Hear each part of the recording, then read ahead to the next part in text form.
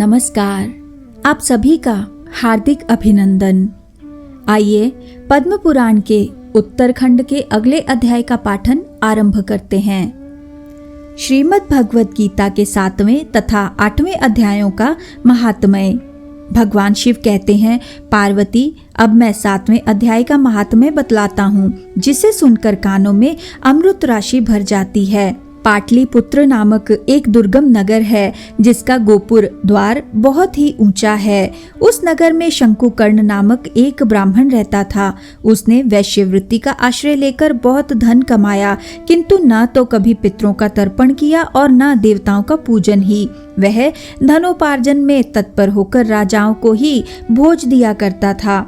एक समय की बात है, उस ब्राह्मण ने अपना चौथा विवाह करने के लिए पुत्रों और बंधुओं के साथ यात्रा की। मार्ग में आधी रात के समय जब वह सो रहा था, एक सर्प ने कहीं से आकर उसकी बाह में काट लिया। उसके काटते ही ऐसी अवस्था हो गई कि मणि, मंत्र और औषधि आदि से भी उसके शरीर की रक्षा असाध्य जान पड़ी। तत्पश्चात कुछ ही क्षणों में उसके प्राण पखेरु उड़ गए। फिर बहुत समय के बाद वह प्रेत सर्प योनि में उत्पन्न हुआ। उसका चित्त धन की वासना में बंधा हुआ था। उसने पूर्व वृतांत को स्मरण करके सोचा, मैंने जो घर के बाहर करोड़ों की संख्या में अपना धन गाड़ रखा है, उससे इन पुत्रों को वंचित करके स्वयं ही उसकी रक्षा करूंगा। एक दिन सांप की योनि से पीड़ित होकर पिता ने स्वप्न में अपने पुत्रों के समक्ष आकर अपना मनोभाव बताया। तब उसके निरंकुश पुत्रों ने सवेरे उठकर बड़े विस्मय के साथ एक दूसरे से स्वप्न की बात कही।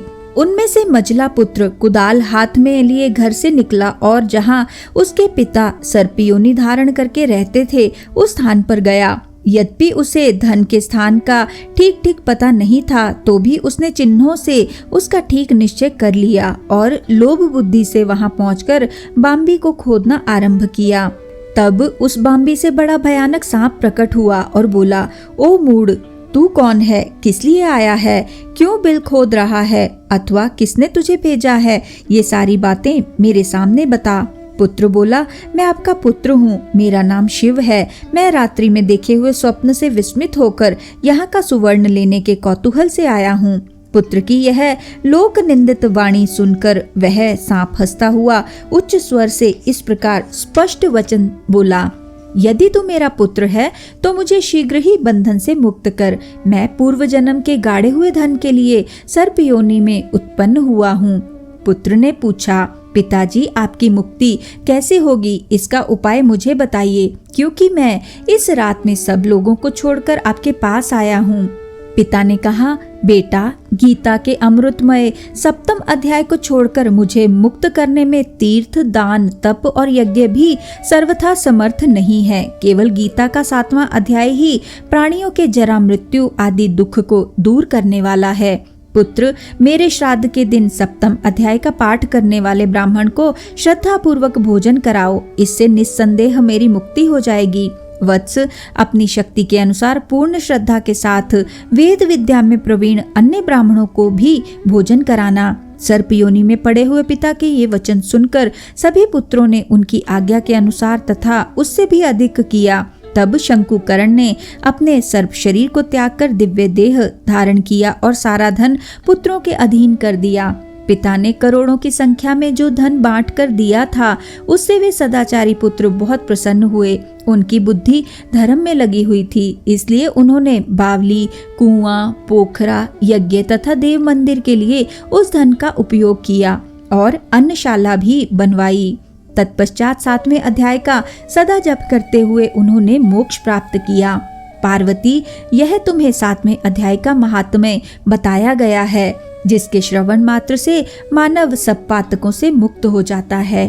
भगवान शिव कहते हैं, देवी, अब 8वें अध्याय का महात्म्य सुनो। उसके सुनने से तुम्हें बड़ी प्रसन्नता होगी। लक्ष्मी जी के पूछने पर भगवान विष्णु ने उन्हें इस प्रकार 8वें अध्याय का महात्म्य बतलाया था। दक्षिण में आमर्दकपुर नामक एक प्रसिद्ध नगर है। वहाँ भाव शर्मा नामक एक ब्राह्मण रहता था, जिसने वेश्या को पत्नी बनाकर रखा था। वह मांस खाता, मदिरा पीता, साधुओं का धन चुराता, पराई स्त्री से व्यभिचार करता और शिकार खेलने में दिलचस्पी रखता था। वह बड़े भयानक स्वभाव का था और मन में बड़े बड़े हौसले रखता था। एक दिन मदिरा पीने वालों का समाज जुटा था। उसमें भाव शर्मा ने भर पेट ताड़ी पी, खूब गले तक उसे चढ़ाया। अतः अजीर्ण से अत्यंत पीड़ित होकर वह पापात्मा कालवश मर गया और बहुत बड़ा ताड़ का वृक्ष हुआ। उसकी घनी और ठंडी छाया का आश्रय लेकर ब्रह्म राक्षस भाव को प्राप्त हुए। कोई पति पत्नी वहां रहा करते थे।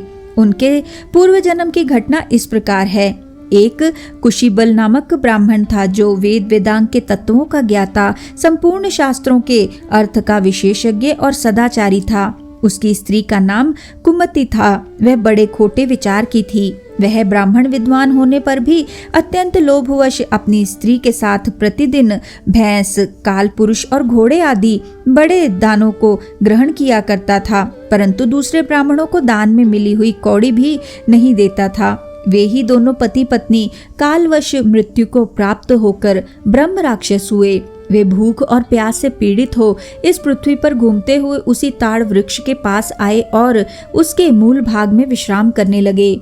इसके बाद पत्नी ने पति से पूछा, नाथ, हम लोगों का यह महान दुख कैसे दूर होगा तथा इस ब्रह्म राक्षस योनि से किस प्रकार हम दोनों की मुक्ति होगी?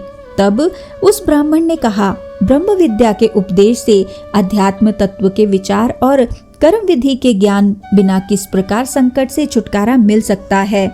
यह सुनकर पत्नी ने पूछा, किम तद ब्रह्म किम ध्यात्मम किम कर्म पुरुषोत्तम? अर्थात पुरुषोत्तम वह ब्रह्म क्या है, अध्यात्म क्या है और कर्म कौन सा है? उसकी पत्नी के इतना कहते ही जो आश्चर्य की घटना घटित हुई उसको सुनो।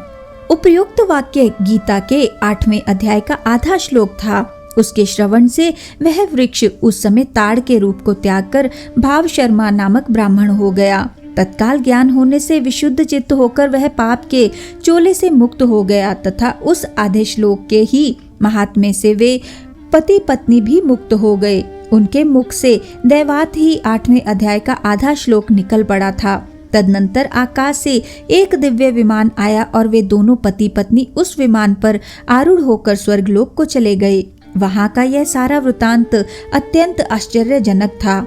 उसके बाद उस बुद्धिमान ब्राह्मण भाव शर्मा ने आदर पूर्वक उस आधे श्लोक को लिखा और देव देव जनार्दन की आराधना करने की इच्छा से वह मुक्तिदायिनी काशीपुरी में चला गया। वहां उस उदार बुद्धि वाले ब्राह्मण ने भारी तपस्या आरंभ की। उसी समय क्षीर सागर की कन्या भगवती लक्ष्मी ने हाथ जोड़कर देवताओं के भी देवता जगतपति जनार्दन से पूछा, नाथ, आप सहसा नींद त्याग कर खड़े क्यों हो गए? श्री भगवान बोले, देवी, काशीपुरी में भगीरथी के तट पर बुद्धिमान ब्राह्मण भाव शर्मा मेरे भक्ति रस से परिपूर्ण होकर अत्यंत कठोर तपस्या कर रहा है। वह अपनी इंद्रियों को वश में करके गीता के 8वें अध्याय के आधे श्लोक का जप करता है। मैं उसकी तपस्या से बहुत संतुष्ट हूँ। बहुत देर से उसकी तपस्या के अनुरूप फल का विचार कर रहा था। प्रिय, इस समय वह फल देने को मैं उत्कंठित हूँ। पार्वती जी ने पूछा, भगवान श्री हरि सदा प्रसन्न होने पर भी जिसके लिए चिंतित हो उठते थे, उस भगवत भक्त भाव शर्मा ने कौन सा फल प्राप्त किया? श्री महादेव जी बोले, देवी, द्विजश्रेष्ठ भाव शर्मा प्रसन्न हुए। भगवान विष्णु के प्रसाद को पाकर अत्यंतिक सुख मोक्ष को प्राप्त हुआ तथा उसके अन्य वंशज भी जो नरक यातना में पड़े थे उसी के शुभ कर्म से भगवत धाम को प्राप्त हुए। पार्वती, यह 8वें अध्याय का महात्म्य थोड़े में ही तुम्हें बताया है। इस पर सदा विचार करते रहना चाहिए। इसी के साथ आज के इस सुंदर पाठन को हम यहीं पे विराम देते हैं और अगले अध्याय के पाठन के लिए हमारे साथ फिर से जुड़िएगा। आइए विष्णु जी के इस सुंदर मंत्र से आज के पाठन का समापन करते हैं। ओम नमो भगवते वासुदेवाय। ओम नमो भगवते वासुदेवाय। ओम नमो भगवते वासुदेवाय। ओम नमो भगवते वासुदेवाय। ओम नमो भगवते वासुदेवाय। ओम नमो भगवते वासुदेवाय। ओम नमो भगवते वासुदेवाय। धन्यवाद।